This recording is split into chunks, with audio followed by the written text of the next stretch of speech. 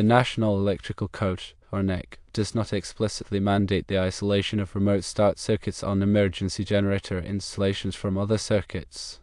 However, the NEC does stipulate that electrical circuits should be installed in a way that reduces the possibility of fire or electric shock.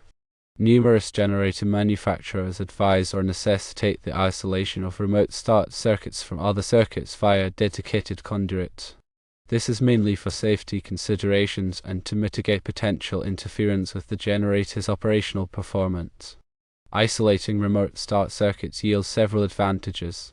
Firstly, enhanced safety.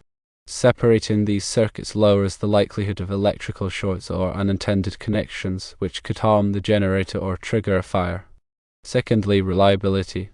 By maintaining the separation of remote start circuits, it minimizes interference from other electrical loads, thereby ensuring dependable generator operation during emergencies. Thirdly, ease of maintenance. It simplifies the troubleshooting and maintenance of the remote start system without impacting other circuits. Given the potential advantages and the recommendations of manufacturers, isolating remote start circuits from other circuits within a separate conduit is strongly encouraged. This is especially vital for critical installations where the reliable operation of the generator is paramount. For an extended remote start circuit, a larger conduit might be needed to accommodate the number of wires and prevent voltage drop. The conduit should be securely fastened and shielded from potential damage. It's crucial to label the remote start circuit clearly, indicating its purpose to assist future maintenance or troubleshooting efforts. In summary, while the NEC does not explicitly demand it, adhering to manufacturer recommendations and isolating remote start circuits significantly enhances the safety, reliability, and maintainability of emergency generator systems. This practice minimizes risks and ensures optimal performance when emergency power is most needed. Considering the practical aspects of isolating remote start circuits within an emergency generator installation is crucial for ensuring the system's safety, reliability, and maintainability. When assessing whether to isolate these circuits, it's essential to understand the specific benefits and considerations involved. The primary benefit of isolating remote start circuits is the enhanced level of safety it provides. By running these circuits in a separate conduit, the risk of electrical shorts or unintended cross-connections with other circuits is significantly reduced. This separation minimizes the potential for damage to the generator and greatly reduces the chance of a fire. Reliability is another major advantage. Separating remote start circuits minimizes the possibility of interference from other electrical loads within the system. This ensures that the generator starts reliably when needed, providing consistent and dependable performance during an emergency. Isolation simplifies the troubleshooting and maintenance processes. With dedicated conduits, identifying and addressing issues within the remote start system can be done without disrupting other circuits. This targeted approach saves time and minimizes the potential for errors during maintenance. Manufacturer recommendations often emphasize the importance of isolation. Many manufacturers specify that remote start circuits should be isolated to ensure optimal performance and safety. Adhering to these guidelines is a crucial step in maintaining the generator's warranty and ensuring its long-term reliability. When implementing isolation, it's essential to consider the physical installation. For longer remote start circuits, using a larger conduit may be necessary to accommodate the wires and prevent voltage drop. This ensures that the signal strength remains sufficient for reliable starting. Ensuring the conduit is securely fastened and protected from damage is another important aspect of the installation process. Proper protection prevents physical damage that could compromise the integrity of the circuits. Clear and concise labeling of the remote start circuit is essential for future maintenance and troubleshooting. Accurate labeling helps technicians quickly identify the purpose of the circuit, streamlining any necessary work. While the NEC doesn't explicitly require isolation, the combination of enhanced safety, improved reliability, and easier maintenance makes it a highly recommended practice. In critical installations, where reliable generator operation is crucial, isolation becomes even more important. To put it differently, consider a scenario where an emergency generator is installed in a hospital. In this setting, a reliable power source is crucial to ensure patient safety and continuity of care. Isolating the remote start circuits in such an installation minimizes the risk of a failure that could prevent the generator from starting during a power outage. Now, consider a data center where maintaining continuous operation is vital. Isolating the remote start circuits ensures that the generator is available to provide backup power, preventing data loss and minimizing downtime. In a commercial building, isolating these circuits can prevent disruptions to business operations and ensure the safety of occupants during a power outage. Proper planning and execution are essential for successful isolation of remote start circuits. Firstly, review the generator manufacturer's specifications. Understanding the specific requirements and recommendations provided by the manufacturer is essential for ensuring compliance and optimal performance. Secondly, assess the installation environment. Consider the physical layout of the installation site, including the distance between the generator and the remote start location to determine the appropriate conduit size and wiring requirements. Thirdly, select appropriate materials. Use high-quality conduit, wiring, and connectors that are suitable for the environmental conditions and electrical loads. Fourthly, follow best practices for conduit installation. Ensure that the conduit is properly secured, protected from damage, and installed in accordance with local electrical codes. Fifthly, implement clear labeling. Clearly label the remote start circuit and all associated components to facilitate future maintenance and troubleshooting. To further clarify the significance of isolating remote start circuits, it's helpful to examine potential issues that can arise when these circuits are not properly separated. Electrical interference can occur if remote start circuits are run alongside other power circuits without isolation. This interference can disrupt the signal and prevent the generator from starting reliably. Unintended grounding can also be a problem. If the remote start circuit comes into contact with other grounded conductors, it can create a short circuit or ground fault, causing the generator to malfunction. Inadequate protection can lead to physical damage to the wiring. Without proper conduit protection, the wires can be exposed to moisture, chemicals, or physical damage, resulting in short or open circuits. Additionally, voltage drop can occur over long distances. If the remote start circuit is too long and the wire gauge is too small, the voltage drop can prevent the generator from starting. All of these issues highlight the importance of taking the necessary steps to isolate remote start circuits, ensuring the reliable and safe operation of emergency generators. Lastly, consider the long-term cost implications of proper isolation. While installing a separate conduit for remote start circuits may involve an upfront cost, the benefits of improved reliability and reduced maintenance can result in significant savings over the lifespan of the generator. By minimizing the risk of failures and extending the life of the equipment, isolation represents a sound investment in the long-term performance of the emergency power system. To summarize, isolating remote start circuits in emergency generator installations is a crucial practice that enhances safety, improves reliability, and simplifies maintenance. By following manufacturer recommendations and implementing best practices for installation, you can ensure that the generator is ready to provide reliable backup power whenever it's needed. This diligent approach not only protects the equipment but also safeguards critical operations and ensures the safety of people who rely on the emergency power system. Now let's consider the National Electrical Code, Article 700, covering emergency systems, to provide further context. While the NEC does not explicitly mandate a separate conduit for remote start circuits, it emphasizes the importance of maintaining the reliability of the emergency system. Article 700.12 addresses wiring requirement, stating that the wiring of emergency circuits must be designed and installed to minimize the hazards that might cause failure due to fire, flooding, vandalism, or other adverse conditions. Isolating remote start circuits aligns with the intent of this article by reducing the potential for electrical faults and interference that could compromise the emergency system's performance. Furthermore, Article 700.9 discusses the need for overcurrent protection. Remote start circuits, like all electrical circuits, must be properly protected against overcurrents to prevent damage and fire hazards.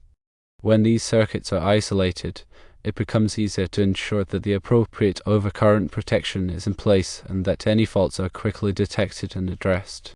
Moving on, let's also address the common scenario where the remote start circuit interfaces with an automatic transfer switch, or ATS.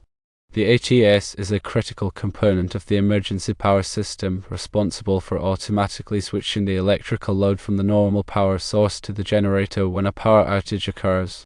The integration of the remote start circuit with the ATS requires careful consideration to ensure that the generator starts reliably when the ATS signals it to do so.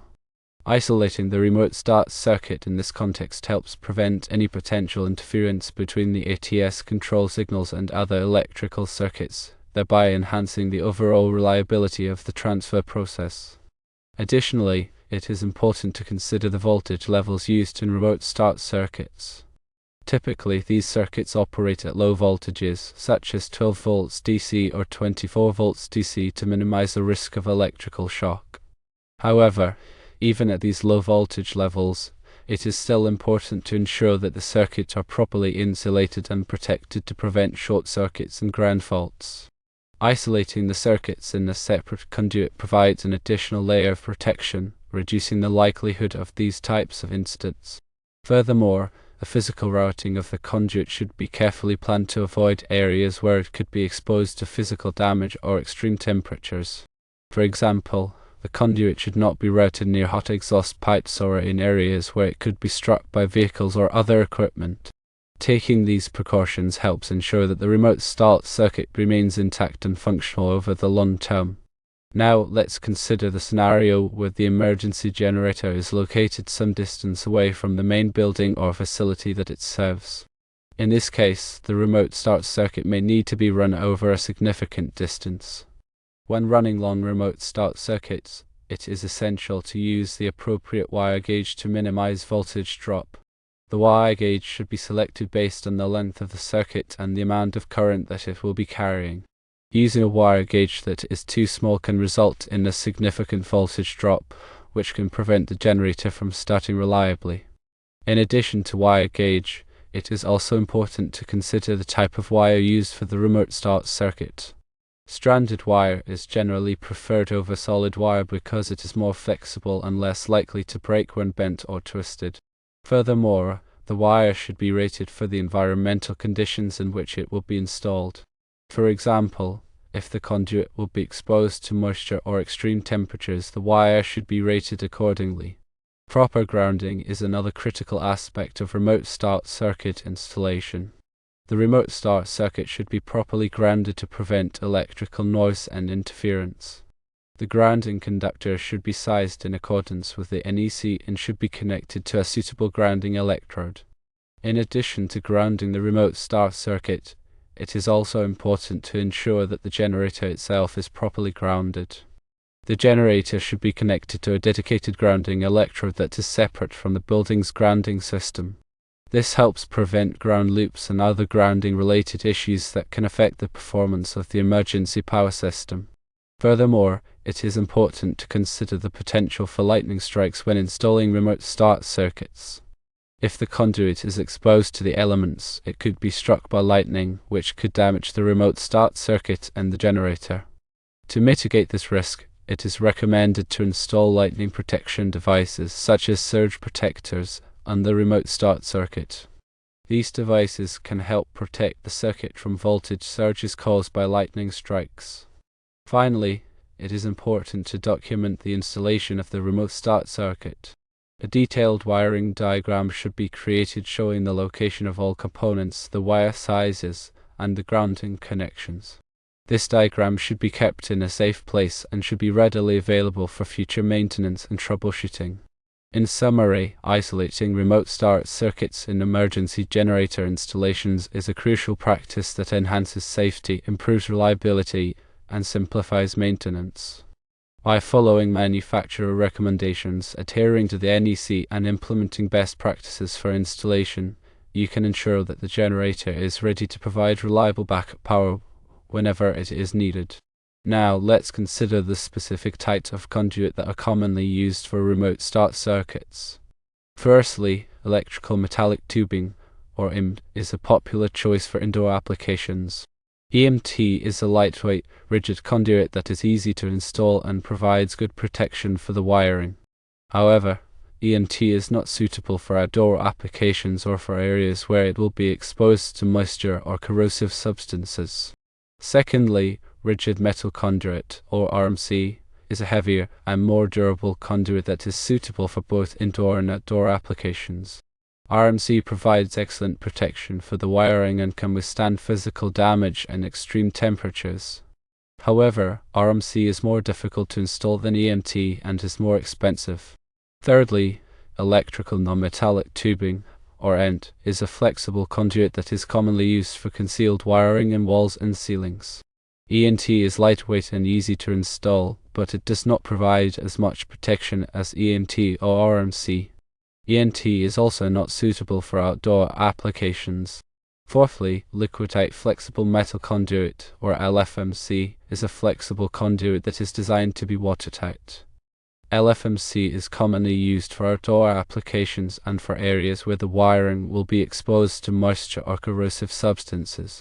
LFMC provides good protection for the wiring and is relatively easy to install.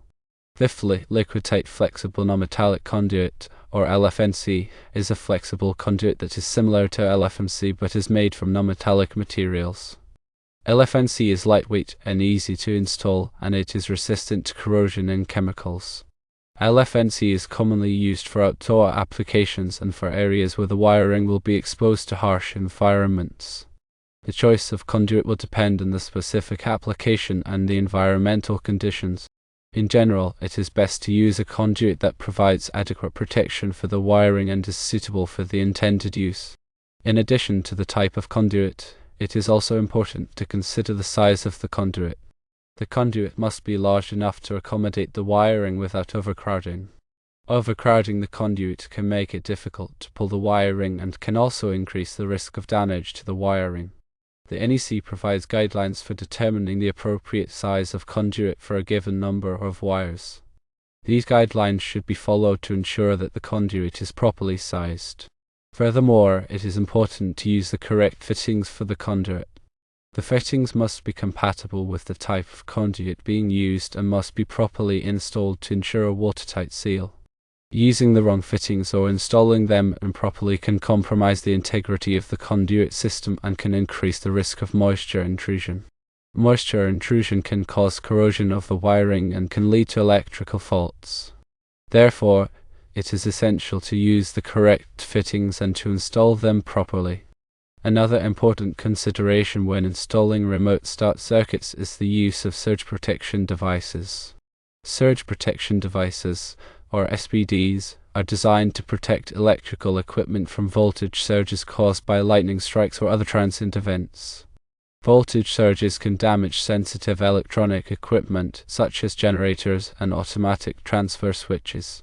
Therefore, it is recommended to install SPD on all remote start circuits to protect the equipment from damage. SPD are available in a variety of types and sizes. The type of SPD that is needed will depend on the voltage and current rating of the circuit being protected. The SPD should be installed in accordance with the manufacturer's instructions and should be properly grounded. Proper grounding is essential for the SPD to function properly. Furthermore, it is important to inspect the SPD periodically to ensure that they are still functioning properly. SPD can degrade over time and may need to be replaced. The manufacturer's instructions will provide guidance on how often to inspect the SPD and how to determine when they need to be replaced.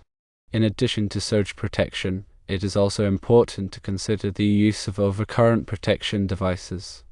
Overcurrent protection devices, such as circuit breakers and fuses, are designed to protect electrical circuits from overloads and short circuits.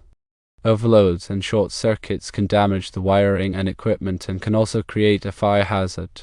Therefore, it is essential to install overcurrent protection devices on all remote start circuits to protect the circuits from damage. The overcurrent protection devices should be sized in accordance with the NEC and should be properly installed. The NEC provides guidelines for determining the appropriate size of overcurrent protection devices for a given circuit. These guidelines should be followed to ensure that the circuits are properly protected. Furthermore, it is important to use the correct type of overcurrent protection device for the application. Circuit breakers are generally preferred over fuses because they can be reset after they trip, whereas fuses must be replaced. However, fuses may be more suitable for some applications, such as circuits that are subject to frequent overloads. The choice of overcurrent protection device will depend on the specific application and the preferences of the installer. Finally, it is important to document the installation of the remote start circuits. A detailed wiring diagram should be created showing the location of all components, the wire sizes, the grounding connections, and the overcurrent protection devices. This diagram should be kept in a safe place and should be readily available for future maintenance and troubleshooting. In addition to the wiring diagram, it is also important to keep records of all inspections and maintenance performed on the remote start circuits. These records should include the date of the inspection, the findings of the inspection, and any corrective actions that were taken. Keeping accurate records can help to identify potential problems early and can prevent costly repairs. In summary, isolating remote start circuits in emergency generator installations is a crucial practice that enhances safety, improves reliability, and simplifies maintenance. By following manufacturer recommendations, adhering to the NEC, and implementing best practices for installation, you can ensure that the generator is ready to provide reliable backup power whenever it is needed.